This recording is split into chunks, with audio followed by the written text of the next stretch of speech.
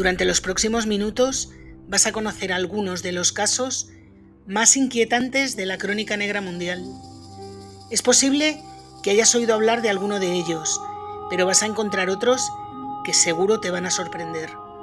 Soy Julia y te invito a que nos acompañes en un canal en el que las historias están escritas con tinta roja y contadas con detalles que nunca antes habías conocido. Si quieres saber más, sé bienvenido.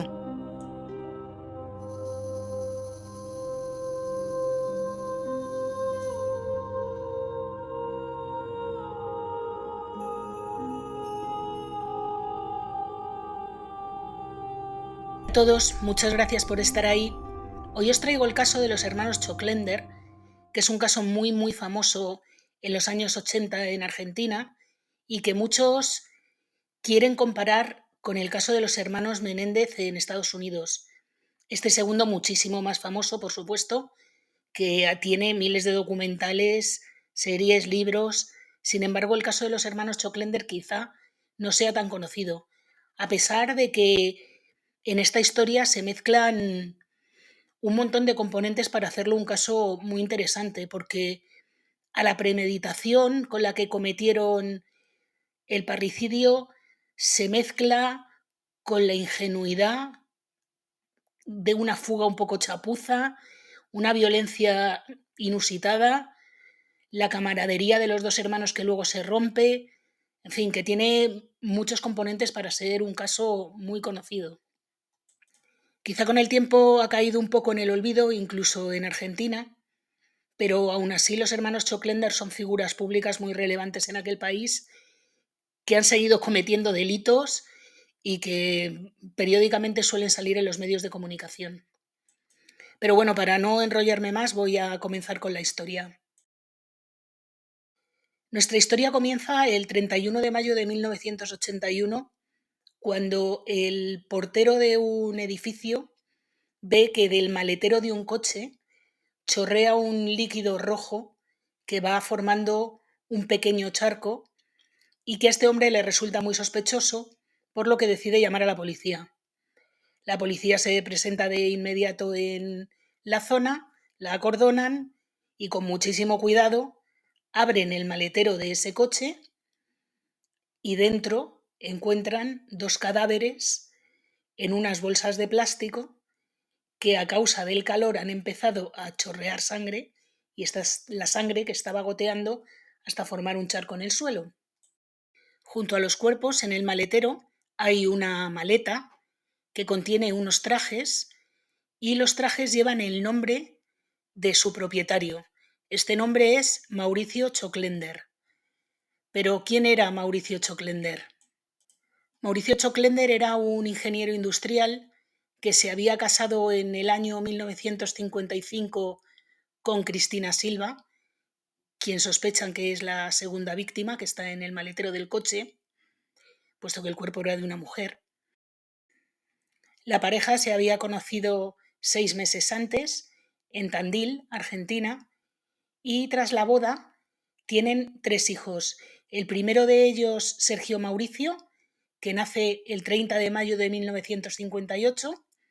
El segundo, 3 años después, y recibe el nombre de Pablo Guillermo. Y finalmente en el año 1963 tienen una niña que se llama Ana Valeria. En un principio la pareja se instala con sus 3 hijos en Tandil, pero en el año 1968 Mauricio recibe una oferta de trabajo de un grupo empresarial muy importante que se llama Pittsburgh and Cardiff y se dedica a la fabricación de armamento, y se trasladan todos a vivir a Buenos Aires, concretamente al barrio de Belgrano, un muy buen barrio con una casa muchísimo mejor y unas condiciones económicas fabulosas. A pesar de todo lo que pudiera parecer, la familia no lleva lo que se puede decir una vida ordenada y modélica.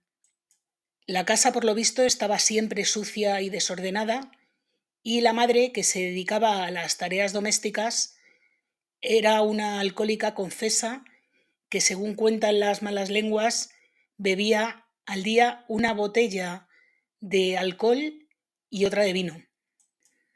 Se dedicaba a tener amantes por doquier a los que llevaba a su propia casa, mientras que el marido mantenía una relación homosexual con un compañero de trabajo. Todas estas actividades se llevaban a cabo a ojos vista de los hijos, que estaban bastante hartos de estos asuntos de sus padres, que además no paraban de discutir. Pero por si esto fuera poco, según confesaron los propios hermanos, la madre cometió abusos sexuales continuados contra su hijo menor, Pablo. Pablo estaba hartísimo de este asunto y llevaba mucho tiempo pensando en acabar con la vida de al menos su madre, que era quien le hacía la vida completamente imposible. Yo en este punto me pregunto por qué una persona con 21 años y cierta formación, que podría tener una independencia económica, no se marchó de casa y optó por tomar una decisión tan drástica como la que tomó, en la que arrastró además a su hermano mayor, Sergio. El caso es que, por lo visto, entre los dos llevaban ya un tiempo maquinando cómo sería su vida si sus padres no estuvieran, y el día 15 de mayo de 1981, 15 días antes del parricidio, los hermanos llevaron a cabo una serie de acciones encadenadas a preparar lo que sería el escenario definitivo del delito del que hablamos. Por un lado, Pablo roció el salón de casa con gasolina y le prendió fuego, causando un incendio que enfadó muchísimo a su padre, tanto que le echó de casa. A pesar de que todos en la familia habían salido ilesos del incendio, este provocó graves daños en la vivienda. El padre se enfadó muchísimo y mandó al hijo a vivir a Uruguay, pero en Uruguay no estuvo ni 3 días y pronto volvió para seguir maquinando con su hermano Sergio lo que sería el parricidio. Por su parte, su hermano Sergio cometió un robo por esas mismas fechas con objeto de hacerse con dinero y documentos para prepararse una posible huida. Y además se autoencerró en un congelador en la empresa en la que trabajaba, que era la misma que la de su padre, diciendo que se estaba protegiendo de un intento de asesinato, que habían ido a la empresa con objeto de asesinarle. Esto último, a pesar de que se denunció, tuvo bastante poco recorrido porque no se encontró ninguna prueba de este intento de homicidio. Tras todo esto, llegamos a la noche del 29 de mayo de 1981, cuando la familia acaba de volver de celebrar el cumpleaños del hijo mayor, de Sergio, y están todos durmiendo. Pablo, unas horas antes, aprovechando que la familia estaba fuera, entra en la casa y se esconde en la habitación de su hermano. Cuando están todos ya durmiendo, juntos bajan al salón, donde siguen pensando cómo van a llevar a cabo el parricidio, porque aún no lo tenían decidido del todo. Cuando están en medio de estas cuitas, la madre se levanta y se dirige al salón. Pablo rápidamente se esconde y la madre se sienta en el salón a hablar con Sergio. Pablo no aguanta más, coge una pesa de hierro bastante grande, unos 30 centímetros de largo, y le da a su madre un golpe en la cabeza. Este golpe la deja bastante aturdida, pero no acaba con ella, así que le da otros 2 más. Y no contento con ello, va al cesto de la ropa sucia, coge una camiseta y, valiéndose además de la pesa, le hace un torniquete en el cuello a su madre hasta que la asfixia. Por lo visto nadie oyó nada y los hermanos estuvieron 2 horas pensando qué hacer con el padre. 2 horas después deciden que también tienen que acabar con él, así que se dirigen a la habitación donde dormía y con la misma barra de hierro con la que habían golpeado a la madre, pues le asestan un golpe en la cabeza, con el golpe le destrozan el cráneo y posteriormente con una cuerda náutica le asfixian, al igual que a la madre, haciéndole un torniquete ayudándose de la pesa con la que le habían dado el golpe en la cabeza. Como estaba todo lleno de sangre, envuelven el cuerpo en la sábana sobre la que dormía, incluyendo la almohada también, y limpian un poco el escenario. Como no saben qué hacer con los cuerpos, pasan también un rato pensando, y la mejor manera que encuentran de sacarlos de la casa es bajar los cuerpos envueltos en las sábanas hasta el maletero de uno de los dos vehículos de la familia y desde allí trasladar el vehículo a algún sitio. Además de los cuerpos, hacen una maleta en la que meten las ropas ensangrentadas y la ropa que solían utilizar los padres cuando salían para simular un viaje. Debían ser aproximadamente las 6 de la mañana cuando Sergio, con la maleta en la mano, se mete en el coche y se encuentra con el conserje de su edificio, que le dice que va a lavar el vehículo por orden de su padre. Pero Sergio le dice que no, que mejor en otro momento, que se lo tiene que llevar. Así que ambos hermanos salen en dirección al barrio de La Recoleta y ahí dejan aparcado el vehículo que posteriormente encontraría la policía. Cuando la policía abre el maletero y encuentra el nombre del propietario del mismo, llama a su casa y el teléfono lo coge uno de los dos hermanos, aunque no está claro cuál de los dos fue. Entran en pánico y deciden que lo mejor que pueden hacer es huir, a pesar de que la policía no había pensado en ellos como sospechosos ni por un segundo. Pero bueno, el caso es que la policía les dice que vayan a la comisaría y ellos les dicen que sí, pero en ese momento lo que hacen es salir pitando. Sergio además se pone en contacto con un compañero de su padre al que le pide $5.000 para resolver un problema que le comenta que tiene su padre muy urgente, y este compañero de su padre les da el dinero. Este dinero es el que piensan utilizar para huir. En un principio, antes del hallazgo de la policía, lo que los hermanos pensaban era coger un avión en Buenos Aires rumbo a cualquier ciudad de Brasil. Pero claro, con el rápido hallazgo de los cuerpos, sus planes se desbaratan. Así que lo que deciden es marcharse a Mar del Plata, mientras piensan una forma de escapar.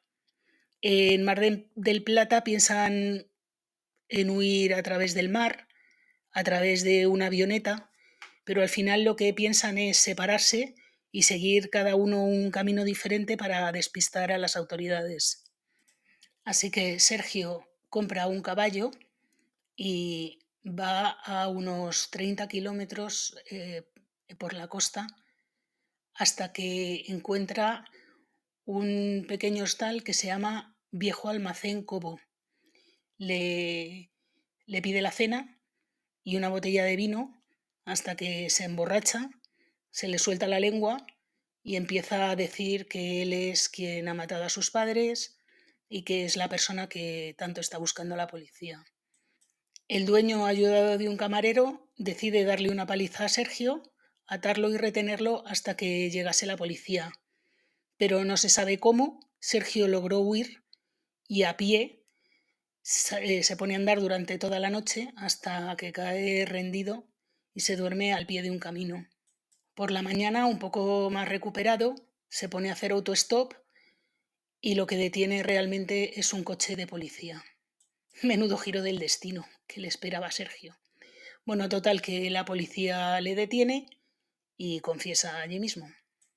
Por su parte, Pablo se va hacia Rosario y desde allí a la provincia de Tucumán y compra también un caballo para huir, en teoría, a Bolivia.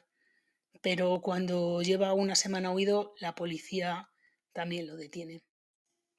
El juicio contra los hermanos comienza en el año 1985 y su abogado en aquel entonces, Jorge Gutbar, dice que todo es un complot por tráfico de armas a causa del empleo del padre y que los hermanos no han hecho absolutamente nada. Como es normal, el jurado no cree ni una palabra y condenan a Sergio a cadena perpetua, pero a Pablo le dejan libre. A pesar de que posteriormente se supo que Pablo fue el ideólogo de todo, Sergio en aquel momento defendía que fue él y que además fue él el que lo hizo todo, que su hermano simplemente le acompañó. Sin embargo, un año más tarde, en 1986, la Cámara de Apelaciones consideró a Pablo también culpable y le condenó a la misma pena que a su hermano mayor. Pero claro, Pablo para aquel entonces ya se había vuelto a fugar y se encontraba en Bolivia. Tenía obsesión con Bolivia este señor.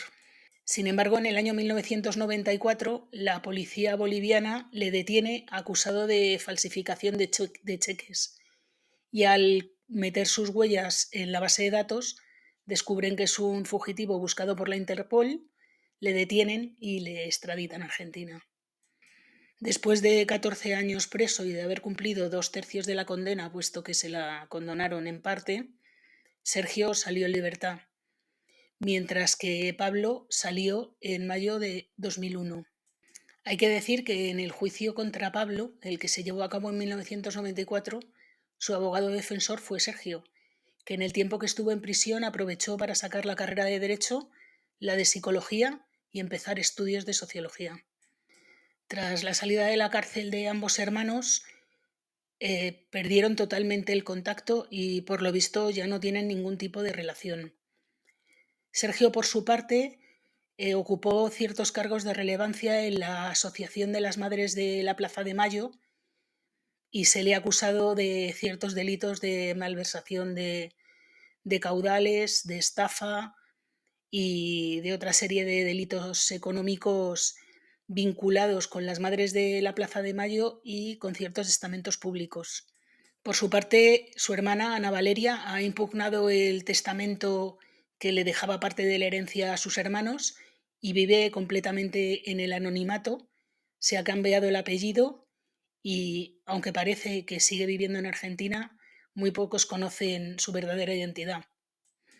A mí de este caso me llama la atención una cosa, y es que yo no entiendo cómo, si llevaban una vida tan horrible estos dos hermanos, que uno tenía 23 años y otro 21, ¿por qué no se fueron de casa?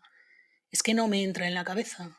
Sergio además ya tenía un buen trabajo, puesto que estaba trabajando en la misma empresa que su padre, y seguramente Pablo podría haber conseguido un trabajo con el que poder mantenerse fuera de la vivienda familiar. No entiendo por qué tomaron esta drástica decisión. Es cierto que sus padres les estaban haciendo la vida imposible y que se la habían hecho durante muchos años, pero no sé si la venganza era la solución más lógica en este caso. Por su parte, la participación de la hermana siempre ha presentado muchísimas dudas, porque yo también me lo pregunto, ¿cómo es posible que estando en la misma casa en la que se cometieron los crímenes no se enterara absolutamente de nada, con el ruido que tiene que hacer eso? A ver, yo nunca he oído a nadie dar un golpe con una barra de hierro en el cráneo de alguien, pero en mi cabeza suena fuerte. Y es que no lo hicieron una vez, lo hicieron unas cuantas. Y supongo además que los padres se defenderían, gritarían. No sé, no sé cómo la hermana no se enteró. Pero el caso es que la hermana nunca fue considerada culpable, ni siquiera testigo. La hermana nunca figuró en las investigaciones. Y por supuesto, la hermana, después de lo que pasó, no volvió a dirigirles la palabra a sus hermanos. Y otra cosa que me deja bastante perpleja también es la nula relación que existe entre los hermanos actualmente. Cuando terminó el primer juicio, en el que Sergio salió condenado, Pablo aseguraba que Sergio para él era prácticamente como el padre que no había tenido y derramó un montón de lágrimas en público. De hecho, hay un montón de vídeos en internet en el que se le ve llorando a moco tendido y luego, luego lo que está pasando ahora, que es que no se llevan ni bien ni mal, simplemente no se llevan nada. No sé si Sergio cayó en la cuenta de la manipulación de su hermano Pablo o al revés, o ha habido otros asuntos de los que no nos hemos enterado, pero el caso es que ninguno de los hermanos se hablan entre ellos. Bueno, y hasta aquí la historia de hoy. Espero que os haya gustado, que os haya resultado tan interesante como a mí, y solo me queda agradeceros que hayáis llegado hasta el final, y si es así, por favor, dadme un like, suscribiros, activar la campanita y todas estas cosas que dicen los youtubers. Muchas gracias y hasta la semana que viene.